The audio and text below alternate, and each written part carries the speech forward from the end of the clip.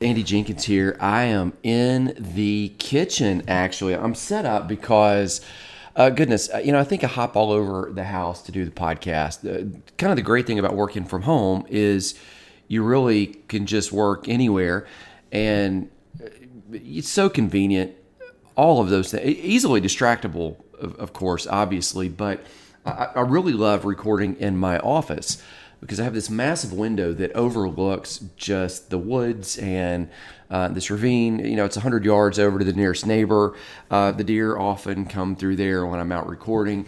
And then many times I actually have a setup. Some of you have seen the picture where there is an actual kind of mini studio down in the garage.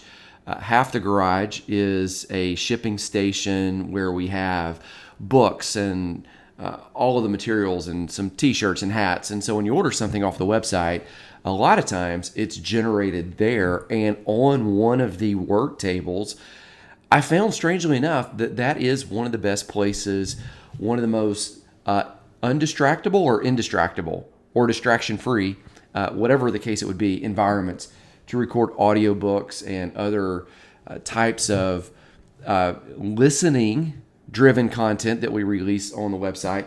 And so that's been one of my favorite places. But today, Beth and I are actually rolling out more episodes of a new project. And so I'm already set up at the kitchen table and thought, well, let's just jump in right here and make a go of it. Now, let me tell you really briefly two things. Here's what we do on this podcast. This website, this podcast, Jenkins.tv, it's really designed to help you find and fulfill your purpose, to help you figure out what on the world are you here to do? What has God uniquely placed you here for? I believe that everyone here is a gift. They carry something that no one else quite carries in the same way that they carry it. You think about even the what we'd call supernatural gifts or spiritual gifts that you have are all filtered through a personality, and those are all filtered through past experience. And when you really start realizing that God created you uniquely in such a way that there's only one you, and when you realize that He really takes all things and works everything together for the good, He synergizes and pulls it all in such a way to where there is no other opportunity that we're going to encounter like you. And so we really want to help people find and fulfill their purpose. That's what we do on this website. And so that's why you find books on here like the Purpose Book. I'll put a link down in the show notes below where you can grab that. I think it's about $5. You pay the shipping and handling. We send it to you, and there are QR codes in there that'll take you to some assessments. Those are all free. There are some video bonuses that, again, QR code while you're reading the book, and it'll pull it up totally free, really to help you start that journey of finding and fulfilling what you're here for. Or, as the case is, so often we get to the middle of life, and you might have thought you knew what it was, and then just something derailed you. It might be a negative. It might be a tough chapter in life that you walk through. It might even be some positives. You have a string of kids and the joys of life. And so that chapter necessitates focusing on those things. It might be some positives. You succeeded in business and you really found a calling there, and you've created some margin and space in your life. And so now you think, well, okay, that's working. Now what? What's next? And so whatever the case, wherever you are, it might be that you're reorganizing that purpose, or you've always known, or you just need some confirmation. That tool is available for you. And then here is a barrier that so often people hit is if you have pain from the past, unprocessed hurts, many times you will, in the present, live out of the grid of that past pain. And so there are some tools that we've provided for you as well. In fact, in the show notes below, there is I just call it the Best of Soul Wholeness audio. Soul Wholeness is an audiobook that I recorded, it was about 3 years ago, that really walks you through 3 of the most common soul wounds that I really believe at some degree we all face, whether that's number one, triggers from the past, where in the present we'll respond in such a way that we're interpreting the present in light of the past. Now you can see how that would trip you up from walking in your purpose. Also, another soul wound, guilt and shame. Guilt is this, oh, I did something wrong. Shame is a whole nother level of, oh, I am something wrong. It's when you start taking on those deeds as an identity. And the trouble is, so often those deeds that we've done can mark us permanently. And so often the deeds where we don't even have guilt, something was done to you, can mark us as our identity in the same way. And we really don't want to be defined by either one of those. And then the third soul wound is really what we would call soul ties. That's when your heart is attached to the wrong thing in the wrong way, or it's attached to the right things in the wrong way. We want our hearts to be healthy and whole and pure and to be guarded so that they can be given fully to the correct things in the most healthy way possible. And so soul wholeness will talk you through those three common soul wounds. And then I'll give you another chapter follow-up that's like, okay, here, let's define it. Let's define what the problem is. Let's step into our potential. Here's the problem. Let's step into the potential. Here's the problem. Number 3, let's step into the potential. So I've pulled the best, really, not necessarily the best, but the kind of the essence of that book and place that down there for you. So I'd love for you to take a look at that. Anyway, that's kind of a catch up on everything that's going here. Let me now shift in and pick up where we left off. We're in the middle of this Future Grace series, and I've talked you through episode 1 and episode 2 of that. This one is literally titled Everything, Everywhere, All at Once, just like the movie. And I titled it before it won the Oscar. I'd released it, and then I went back and did a sound check. And for some reason, in the uploading process, the sound of all of this was just so wonky. I thought, let's just drop it and re-record. So that's where we're at. But I thought, I really want to keep the title. And I think once you understand the title of that, whether you've seen the movie or not, full disclosure, I've not yet. Now, I've got a 22-year-old that has probably seen every movie that's ever come out, especially anything that's won any kind of an award multiple times. She invited me to see this, and then I just couldn't make it. I had a work obligation, and she said, well, it's not a big deal. I've already seen it 7 times. You were going to be the 8th run through. But when you lock onto that title, and when you get into your head, all right, so somehow God is going to pull all things together for our good. And when you say, well, if that's true, it's got to be spiritually true, it's got to be scientifically true, it's got to make sense on every single level, not that we can comprehend completely the mind of God, but it's got to all fit. I really think that is a great title. Literally everything all at once. Let me give you the backstory on how I got here. So I remember sitting at my desk in 2nd grade at Katy Elementary, and I was getting taught something that was completely mind-blowing at the time. Now this sounds like, oh yeah, we all know that. But then the teacher said something like this. The sun is 93 million miles from the earth, and it takes the sun's rays 8 minutes to get from there to here. Now, the teacher finished dropping that fact, kind of sketching it out on the chalkboard. No whiteboard back then, chalkboard. We had some colored chalk. That was the upgrade of technology. Hands are shooting up all around the room. Okay, so this is the era when kids spend a lot of time outdoors, no time on personal devices. Everybody has this keen interest in rockets and shuttles and comets. In fact, it was around the same time period. Katy is right outside of Houston. I actually wrote a letter to NASA, to the offices in Houston, and said, hey, I'm a kid and we're studying some space stuff. I would like it if you would send me whatever you have that you can give. And 3 weeks later, I received this massive packet. It was probably 1 inch thick of photographs and blueprints of rockets and all of this data on NASA that was really curated to send to kids like me. That's the era that you're living in. So, hand raised, classmate asked, so the light that we're seeing right now, he literally looks outside the window right there, this wall of windows where you could oversee the playground. The light right there, literally, he says, is not happening right now. And Miss Long, that was the teacher, she says, well, it is, but it isn't. Now, Miss Long was an incredible woman. She had just come back from her honeymoon the first week of class that year. This is completely irrelevant to the story that I'm telling you, but she told us that she was getting married that fall, and so her name would be changing. We'd all met her husband because he would come, he worked a couple blocks away, and he would come to school, 2 or 3 times a week to see her during lunch. He would sit there at the teacher's table. He would peek in and talk. This was, again, completely different era when visitors can do that. Now, you can't even get in the front door if you're a parent with good reason. And it's a safety concern. She had been Miss Tribes, not Miss Long. Now, I remember as soon as she disclosed first, second day of school, the impending nuptials, all the girls in the class all want to know what her new name was going to be. So they raised their hands. Of course, that's what we did back then, to ask. Now, this is back in the 80s, right? Kids still have manners.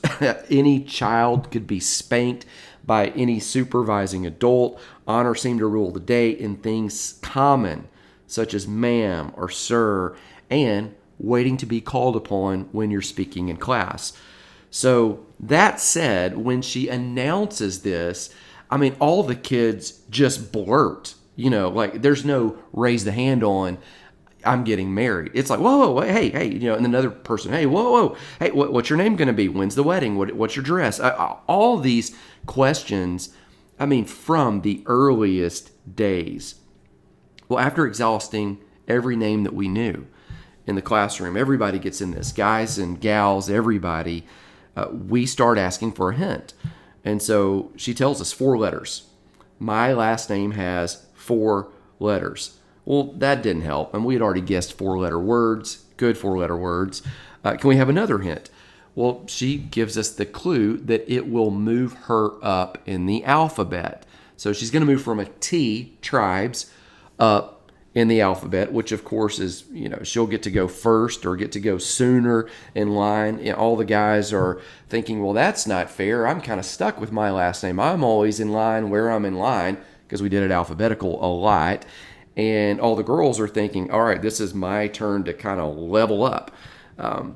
So we're guessing every 4-letter word. Have, H-A-V-E, right? One of the desk mates at my table proposes that her new name is Miss Have. I mean, any word we could think of that contained 4 letters, that is it. Anything that exists in the dictionary before Tribes. Things like bear, cars, plural, cold, blue. And we guessed animals, inventions, weather conditions, rain, colors, anything. Eventually, she invited us to get back to the discussion at hand and offered us a prize if we could guess what her name was before the wedding. We never got it right, ever. So off Miss Tribes went to her wedding, Miss MS. Back she came as Mrs. Long. And that's literally, we found out her name when she arrived with cupcakes for the entire class after the wedding. So we are jazzed up on cupcake sugar, and there we are on this day. This is how this all fits together. Just awestruck that the light outside, while we're eating our cupcakes, they're looking at the light outside, and the colored chalk on the chalkboard where she's drawing all of this out took 93 million miles to get here, and it required 8 minutes. I always just thought light is just instant, but there it is. She tells us, the light you now see left the sun 8 minutes ago. She repeated it. It comes to us really super fast. It's so fast. Light travels so fast, even faster than Superman. Now, I sat in disbelief. This is the era when the Star Wars movies are cranking out. It's the time period when Superman is up and out. We all knew Superman was faster than a speeding bullet, able to stop a locomotive, could leap a tall building with a single bound, but we didn't realize there was anything faster than Superman, not even the light of the sun. So Miss now Long, not Tribes, Continues. Again, the classroom, eating cupcakes, hyped up on sugar. Light is so much faster that we measure how it travels in a full year. And this is just shocking for a kid. We call that distance a light year. So if something is 4 light years away from the Earth, that means it's a really big distance. Life is fast, it travels far, so a light year is the distance away from the Earth that the light would get if we moved in one direction, 4 light years away, for 4 full years. So the sun is not a light year away then. That came from the back of the classroom. That's right. It's not a light year. It's just minutes. Again, now the newly crowned Mrs. Long is explaining this. But we get an idea of how far a light year is because the sun's light gets here in just 8 minutes, even though it travels 93 million miles to make that journey. Now, at some point in this conversation, I remember asking Mrs. Long, so if I was standing on the sun and I looked back at the Earth, so I'm flipping it. I'm doing it backwards now. I remember, oh, you'd burn up, one of the kids says. Oh man, like it's going around, chuckles, giggles, wafting through the room, half driven by groupthink, half driven by guys piling on each other, half driven by sugar. No, let him finish, the teacher interjected. Then she asked, what do you think would happen, Andy, if you could stand on the sun, if you could stand on there without burning up and look back at the Earth, what do you think would occur if you had a powerful enough telescope? And we did. We had a telescope in the corner of the room. I guess, I said, that everything I see would have happened 8 minutes ago. It's a question, not a statement. That's right, she confirmed. You would have to have a really strong telescope, stronger than the one in the corner of the room, but you would be looking back in time 8 minutes. Now, years later, decades later, I learned that Albert Einstein said that time is relative. Now think about what's relative right there in that situation. If you're standing on the Earth, something is happening in real time. If you're standing on the sun, it looks like it's happening in real time, but really it happened 8 minutes ago while your real time is happening to you. You're seeing in your real time the real time of someone else 8 minutes previous. Okay, so in this way, Einstein, and it was way more complex than that. I'm radically oversimplifying. He didn't reject the existence of time. Rather, he rejected the distinction between past, present, and future. Now, there is a book I'll refer you to that's not about science. Gay Hendricks has a book called The Big Leap. And in that book, he says, there's an entire chapter about it called Einstein time. Einstein time is when you get involved in something so much that you're aware of what you're doing and enjoying it that you actually lose comprehension of time. Time seems to, in those moments, completely slow down in the absolute best way possible. You might have heard the statement, oh, time flies when you're having fun. Well, it really doesn't. It seems to fly when you get to the end of that experience and you look back and go, oh, that was quick. But when it happened, you were in it and you were engrossed in it, and it just seemed to suspend in the best way possible. It does this for me when I'm sitting down and writing sometimes. I will get engrossed in it and it just suspends. There are times when I walked in, I literally left to go to an all-day conference yesterday. I left about 8:30 in the morning, 9 o'clock in the morning. I came back, 4, 5. Beth was still sitting in the chair in the office working on the edits for a workbook for the Amplify project that we've got going on. And, I just looked at her and I said, you've been here all day? And she said, yeah, I've only gotten up 1 or 2 times to check on one of the kids that was sick. What happened? She got into it and time just slowed down.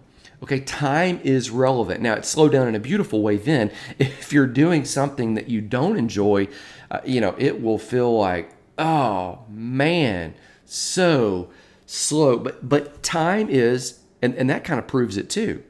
It feels so slow, like it won't move on. It's relative in so many more ways than you and I realize. Now think about, let's just layer another example on this. Think about the Hubble telescope and what it sees. So the Hubble telescope was sent out from the Earth, decades ago, and it travels and it's snapping all these pictures. It's traveling, and at the same time it's traveling, it is in one location in time and space. It is snapping pictures from a different location in time and space. And it's all happening concurrently, yet we know that light is traveling light years. And at the speed of light years to us, 93 million miles takes 8 minutes type to break it down in light years. It's going that fast. And so this, quote, real time is seeing things being sent back that don't even exist anymore. Yet the Hubble telescope is showing them to us in the present, yet the star patterns and the weather patterns and the universe, even in that moment that we go, oh, look at this. This is right now. It has changed years, decades, multiple decades, probably even, if it could see that far, centuries ago. You get it? Time, relative. Now, that day in school, and I promise, there are going to be spiritual undertones and even spiritual overtones to all of this.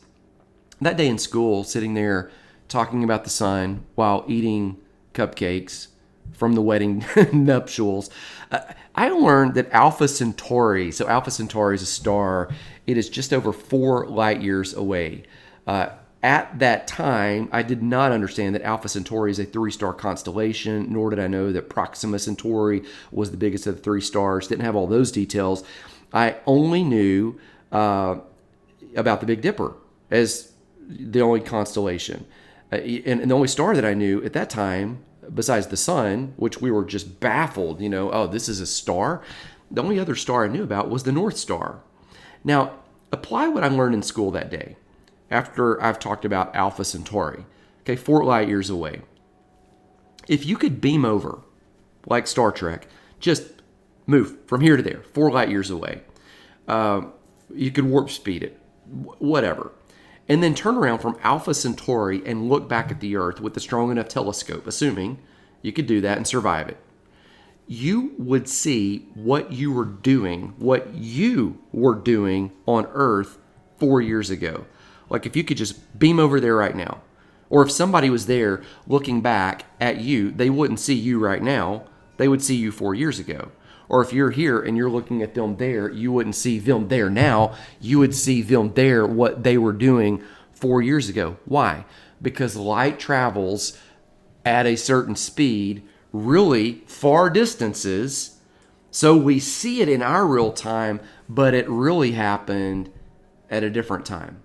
Again, the sun's light that we're seeing now is 8 minutes old. The light from Alpha Centauri that we're seeing now is 4 years old. Actually, it would be 4.37 years old because they're 4.37 light years away. So that means you would be looking back in time 1,596 days. Do the math. And then think about it this way.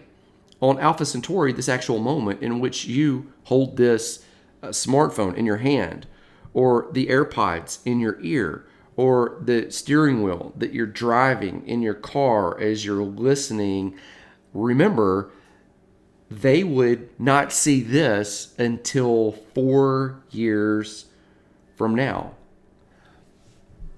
right? Even though it's real time in this moment. Now, I get it, You might not want to look back 4.37 years. You might want to just leave the past in the past, let sleeping dogs lie. But you get the point. Time is relevant. And what you see, past, present, or even what you see in the future, it depends on where you are. Part of that even depends on who you are. Let's think bigger.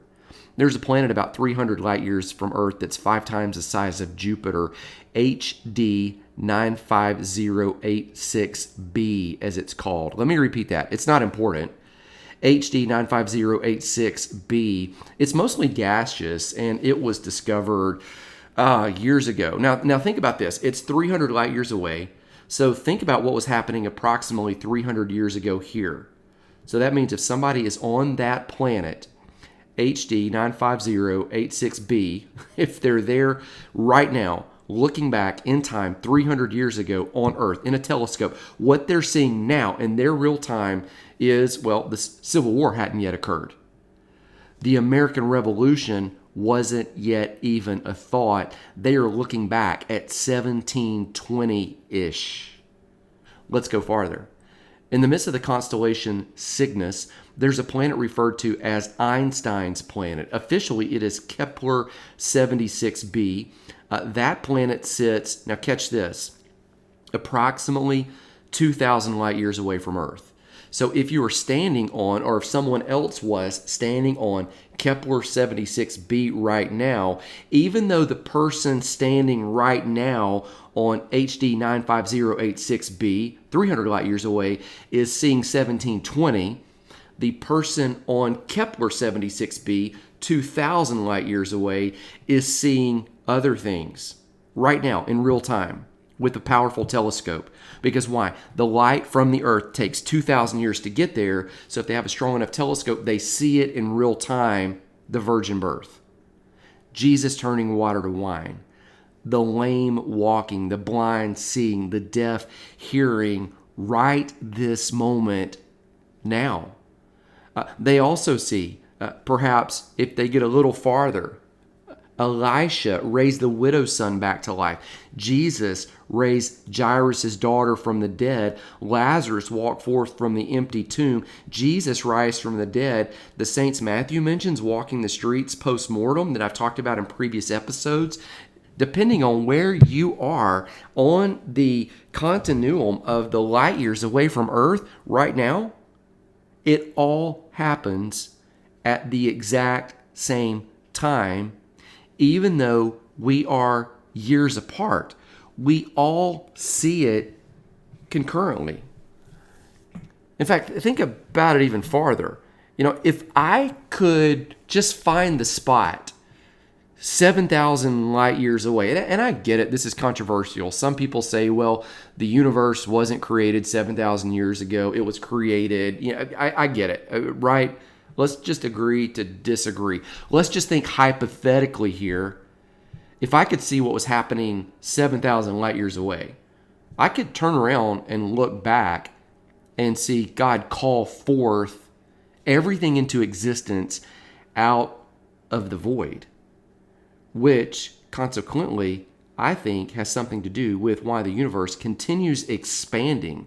So I believe God called forth the universe with a word, and since Scripture says His word does not return void, it keeps manifesting fruit forth going in the future. He says in the beginning, let there be light, and just boom, it just explodes, it just combusts, it just, we just call it bang, it just happens, and it continues, the light from that moment expanding and going in every direction. Now, mind you, not just on a timeline, not just forwards and backwards, left and right, but forwards, backwards, up, down, sideways, at every single angle, up, down, every single angle all around like a sphere, and even more, probably even more than you could imagine.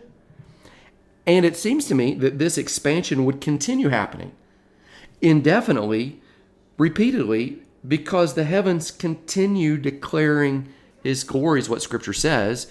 And so when you see it at any snapshot in real time, not only are the stars that are being left behind in its wake of this continual ongoing creation saying something right now, 4 light years away, 300 light years away, 2,000 light years away, but at every instant when something new transpires and it passes at the speed of hundreds of thousands of miles an instant.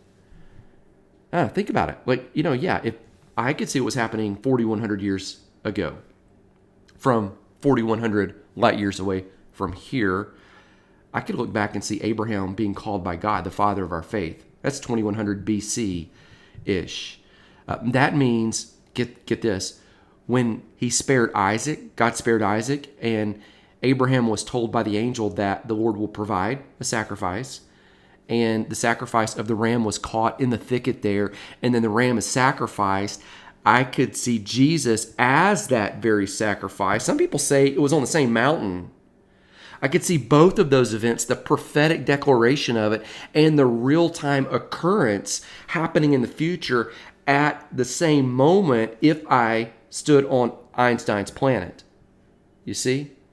And if I could move to the precise place in the future when Jesus returns for the dead in Christ, the scripture promises, whenever that happens, that means, like I said in the first episode of this series, I could watch Pop, my paternal grandfather, stand from his grave near the slightly smaller than remembered tree just outside of Birmingham, Alabama. In other words, here's what I'm saying. Even though you and I experience life in a linear form, because that's the only way we could handle it. We couldn't handle everything all at once. We would just emotionally and mentally and every other way, spiritually, just kind of explode, probably even physically. Even though we can't handle it, it is, as Einstein says, completely relative. What you see depends on, in that moment, where you stand and when you look back. And then there's this, another layer, since God isn't bound by time or geographic place in the way that you and I are, since he's literally everywhere on the time-space continuum, everywhere, forwards, backwards, up, down, sideways, all around in every direction that light is expanding right now. Since he's everywhere all at once, literally everywhere all at once, that means from his unique perspective, all of the events throughout all of history, all of the big events throughout all of history, whether that is the universe being called forth, whether that is the prophetic declarations, every single declaration of what Jesus was going to show up on the planet and do, the fulfillment of everything that he actually did, and the ongoing ramifications in real time and space to us of what he achieved on our behalf, and the practical living it out and applying those principles of grace and empowerment and forgiveness and freedom to other people literally occur everything, everywhere, all at once. You see, time is a gift. We couldn't handle the flow of everyone, all the beautiful, everyone things, all the calamity and pain of all of the hurtful things. We couldn't catch it all at once. There's just no way. But why does it work? And why do we know that we can trust that it all wraps up together? It's because the author and finisher of the faith isn't wondering how the story ends. The author, the completer, the finisher of the faith is literally holding it all together.